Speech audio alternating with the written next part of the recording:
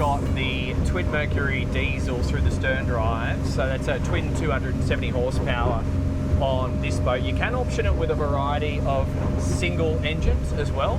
I think for most of you, from a resale perspective, from a manoeuvrability perspective, are going to see interest or see the value in the twins, because it does give you a lot more than what is achievable on a single, and we'll cover that a little bit later in the video. We've got a nice amount of little wind chop here blowing in at about 10 knots. We're going into the chop. Hope you appreciate the wonderful views that we have out to starboard and to port. To be honest, we're in Mallorca, one of my favorite islands in the world, and we're cruising at 22 knots. So that's 2,700 RPM. I've got a fuel rate of 55 litres an hour. We've got 75% of diesel on board and 3 people plus equipment. What I'm going to do is just keep running into the wind here. Got a little bit of debris in the water, so I'm just going to dodge away from that. There we go, a little log or something. And we'll just run this speed up to about 25 knots. So this system's great if you want to do a little bit of short-handed operation. You will need to train or get an appropriate amount of training, because there's a little bit to learn if you're coming, say, just out of a sailing boat, as I imagine some of you will. And if you're moving up through the range, there's a little bit of training you want to apply, as you would with any vessel. But this joystick system is going to make life really easy. The wraparound glass is definitely going to make life easy, because I don't have any wind on me now. If I wanted air, I could open this window and enjoy it, but I'm comfortable. So no matter what the temperature, I can feel the sun coming through the roof, but I'm not cold from the wind. Another little bit of debris in the water, maintaining 24, almost touching on 25 knots there at 2,900 RPM. And what we're going to do is take the swells, or no, not swells, wind chop on the beam. I've got the zip wakes in auto, and I'm just going to change our angle relative to the wind. The wind is now on the starboard beam, and we'll increase that speed a little bit. I've got a sailing yacht just on my port bow, so I'm going to want to go around him. We're increasing speed to 26 knots at 3,000 RPM. I'm seeing a fuel flow of 63 litres and comfortable. Not a lot of trim necessary with the drives on a boat like this. Obviously, it's there to be used. And yes, if you see too much vertical acceleration at the bow, you can just lower the drives a little bit. And you can also switch out of auto on the zip wakes and give it a little bit of bow down should you wish. If you're going into a lot of waves, short and sharp chop, you may want to lower the bow a little bit more and expose more of the cutting edge of the hull into the waves, and that'll make life a little bit more comfortable. Now this boat does have quite a lot of speed potential, and I might give it a little run. I don't think that's what it's all about, because at 26 knots, 3,000 RPM, we've got a lot more to play with. Just bumping that from 3,000 to 3,300, now 3,400. I'm at 31 knots. So she is a bit of a speed demon for a sensible family, high quality cruiser. I'll just back that off. Look at that, 3.2 at an 80 litre consumption is giving me 29 knots to 30 knots. I'm just gonna start playing with a couple of turns there, banking to starboard, banking to port. Your visibility is really good. This roof line, it's quite thin, so provided you have the roof open, your viz is actually not a problem. Even through a port bank there, I can still see below and above and out to starboard. Life's good. This is actually a very comfortable seat with this armrest. It's quite ergonomic with my throttle hand straight up to the twin throttles there and just forward to the joystick. If I wanted to stand up, I've got to slide out like that and then I can go up, but that's not a problem. Going through a couple of waves there. Let's just give it one more little blast. And then from here, I think sitting down's more enjoyable, because for me, for my height, I get a little loss of visibility with the pillar there. Let's go. We've got a couple of little waves here, a little bit of an increase in speed, 3,700 RPM. 34 knots, 35 knots. One little blast there. Look, this thing's quick. With a clean bump, you're going to get 40 knots out of this, because I'm seeing 37 and 38 just there. Bank into the turn. This is like a full-on sporty family sports cruiser if you want it to be, but it's also got the conservative looks that I suspect an ex-sailor is going to see a great deal of value. Let's just take it upwind again one more time and just play with those cruising, sensible fuel flows. Back down to the 60 litres consumption into the wind, 2,900 RPM, a sensible 24, 25 knots into the wind. Remember, it's a planing hull, so there's more boat out of the water than in the water, so you are going to need to play with that trim if you're going into the waves. You may take water over the front if it's big. The big stuff, that's going to require you to then close this roof, which will mean a loss of visibility if you're standing, but totally fine if you're in the seated position. And then if we just bump that up a teeny tiny bit, keeping the trim down as we go through these waves, you know, a 27 knot cruise is really easy, and you're still only burning about 65 litres. Super nice. So what we'll do, we'll change locations from here. We'll find somewhere protected from this wind, and then we'll play with the joystick, and then we'll also drop the pick and bring you guys along for the ride. Guys, I'm not selling any of these boats, nor am I making paid advertorials. I've been boating for 30 years on power and sail, and today all I do is videos for you to help your boat life. So if my experience can help you and choose which boat is right for your boat life, the only way to communicate with me is on Marex. Link is down below in the description. All right, so we've come back into the marina, but unfortunately there is a military base just nearby, so we don't have permission to fly the drone. So I'm just giving you the 3 angles to show you the maneuverability of twin stern drives, bow thruster, and the joystick, which it is very good, but it also takes a little bit of getting used to. And the reason that is, if you're coming from a shaft drive, particularly if you're coming from a sailing yacht as well, you're going to be used to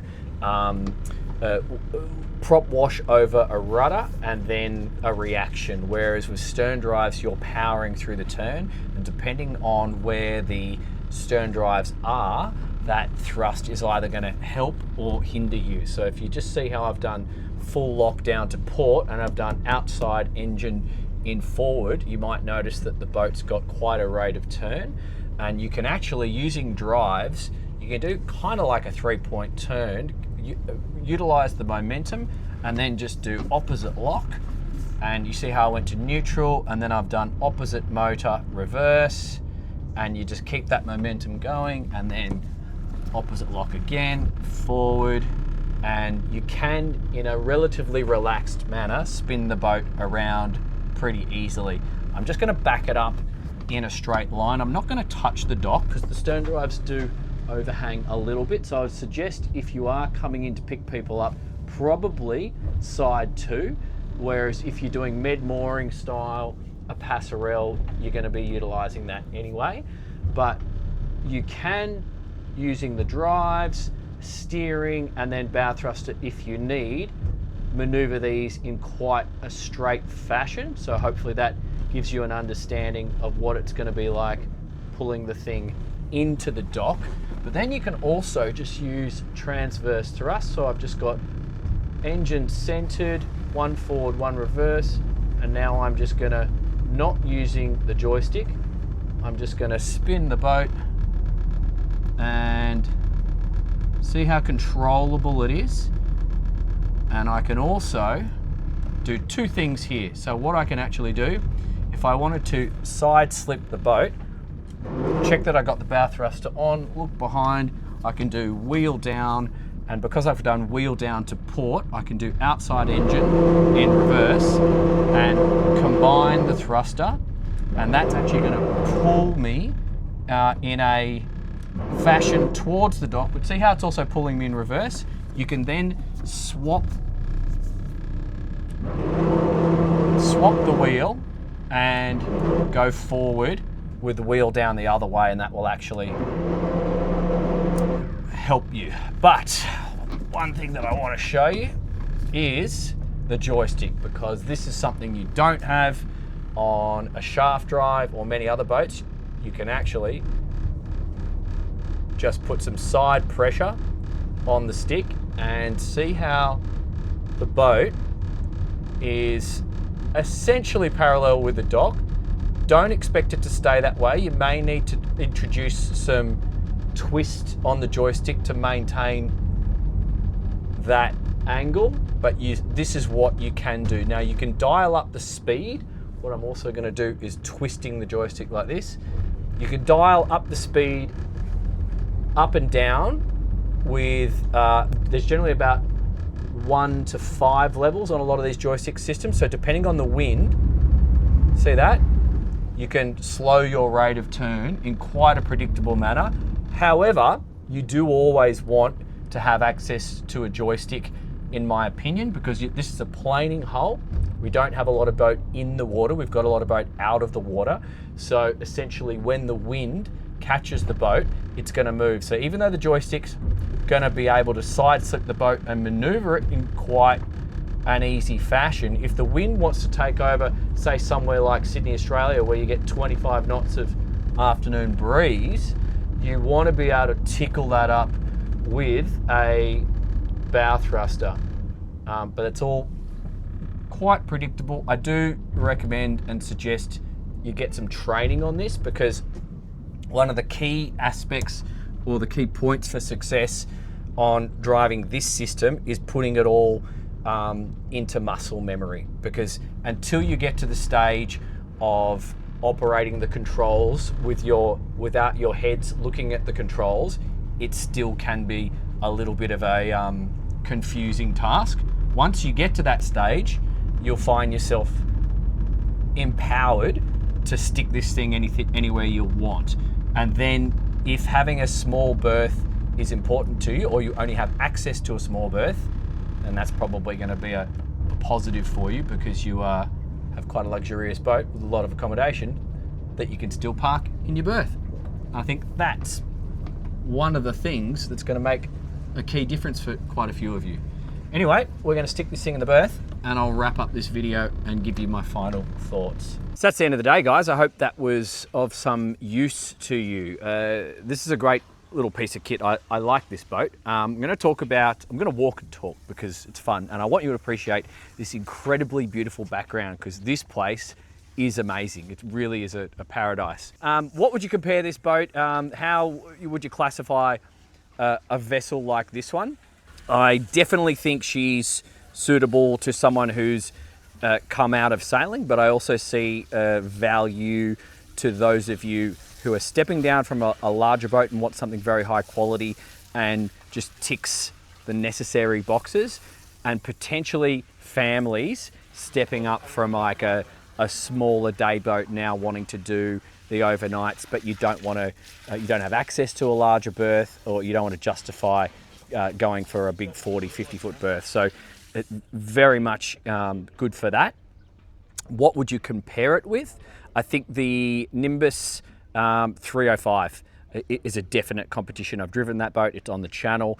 How is it different? Well, the Nimbus is slower. It's a single shaft drive, so it's going to be a little bit trickier to park, albeit if you're coming out of a sailing vessel, you may be somewhat a little bit more familiar with the shaft diesel as opposed to going to the stern drives, but the maneuverability available on a stern drive is much more with some training. You could also throw in the Sealine C335, I think it's called these days. It used to be the 330. I've driven that one. I used to sell them as well. That's a little bit more of a modern take. So the styling is completely different, but you can sort of have it, in the mix there. I think that's a fair one. You might even say something like the Beneteau Swift Trawler 35 as well. Albeit Beneteau is on the lower quality build spectrum, so you cannot compare a Group Beneteau product with a Marex. I'm going to say, from what I've learnt today, driving the boat around, and this is probably the 4th time I've spent decent amount of time on one of these Marex boats. I've been on their 440 at multiple boat shows. Amazing boat, coming to the channel soon. I'm going to put this in the category of Riviera boats, and it's on par with the Nimbus. So obviously the styling is very different to a Riviera, but the quality that I'm observing right throughout this thing, you can put it in the same category. So I know many of you are quite familiar with the Rivs back home, and if you're not, I consider them to be one of the best built boats in the world. So take that for what it is. So yeah, if you're someone who just wants a really nice, fast, high cruising speed, admittedly high top speed, but not necessarily designed to run around at those top speeds all day long, and conservatively styled, very sensibly designed motor yacht, we're going to call it that, check it out. I think it's worth your time. So I'm going to throw up a competing boat, probably the Nimbus, for you to do your own homework, because that's what this channel is all about. That link is going to come up on the screen right now. Go and have a look and work this out for yourself, because that's why I do this. So if you like seeing this content and you want to see me test more boats, go ahead and subscribe, share it with your mates, comment. Honestly, that's what helps me get access to more cool boats like this. So subscribe, share it, and I appreciate it. Thanks guys. See you in the next one.